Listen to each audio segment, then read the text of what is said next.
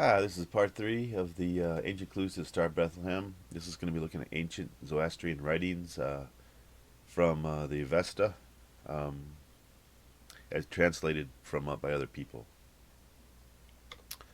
And there are many similarities between Zoroastrianism and Christianity. Um, both were born of a virgin. Both were baptized. Okay, Zoroaster and Jesus we're talking about were both born of a virgin, both baptized in a river. Both astounded wise men when they were really young, tempted in the wilderness by the devil, began their ministry at age 30, baptized by water, cast out demons, was slain, and their followers do what some people call the Eucharist, which I think is communion.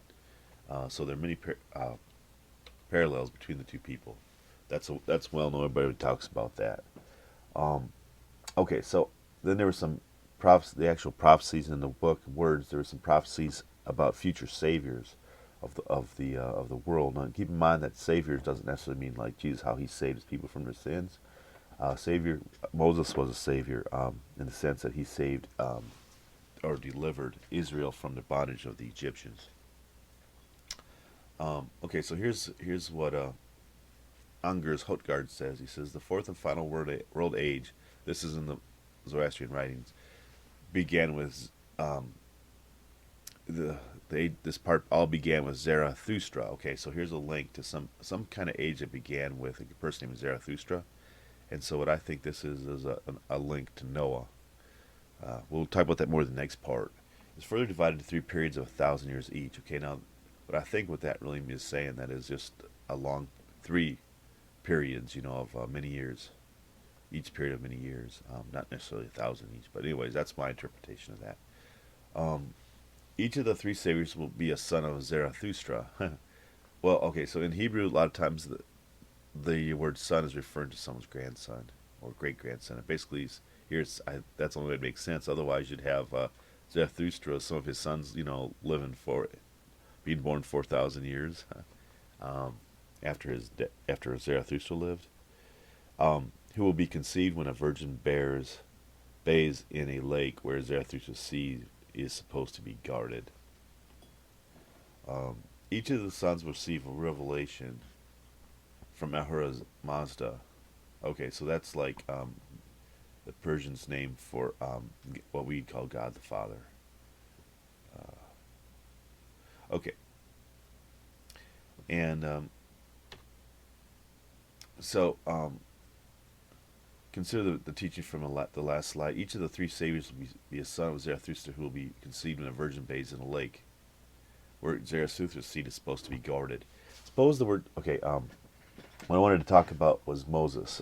Moses' parents hid him in a small little boat made of reeds called an ark in the Nile River to prevent him from being murdered by Pharaoh, who was killing the firstborn Israelites because they had become so numerous. Um, and so what happened was Pharaoh's daughter came down to the river and to wash herself at the river, and Moses was in the baby in the ark in the river, and his sister was guarding him, and offered when Pharaoh found the ark with baby, she wanted the baby, and so the Israelite woman, his Moses' sister, said, "Hey, my mama can be the nursemaid for him." But what's interesting is that why Pharaoh's daughter named, who was by the way a virgin, she was and it says, and she called his name Moses, and said, because I drew him out of the water. So just like Noah, Moses was drawn out in the ark and drawn out of the water, um, and and so you can see how this how Moses fulfilled the prophecy of that was Zarathustra. Uh, and Moses was called the great deliverer because he delivered or saved the Israelites from being in bondage or slaves in Egypt. He was a savior of Israel. Um, so there's some other quotes here from the Avesta. Uh, is born a prince, it is a father, a prince of the Cayenne race, born of the woman, and a religious prince is born to him. He calls his name Morhoran, which is the name for the planet Mars. Um, that a sign may come to Earth. So here's a sign involving Mars. The night when the prince is born. So there's a sign involving Mars when the prince is going to be born. You get it? A star falls from the sky when the prince is born. The star shows a signal. Okay, it repeated it 3 times. Mars is going to be involved. Not saying it's the only star that's going to be involved in it, to indicate that this prince will be born a savior. I think is Jesus. It says another quote that the prince when he is 30 years old.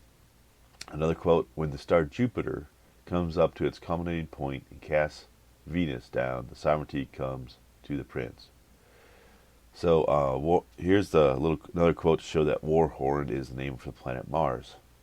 It says 7 chieftains of the planets. Okay, so there's 7 planets that we have going around the sun.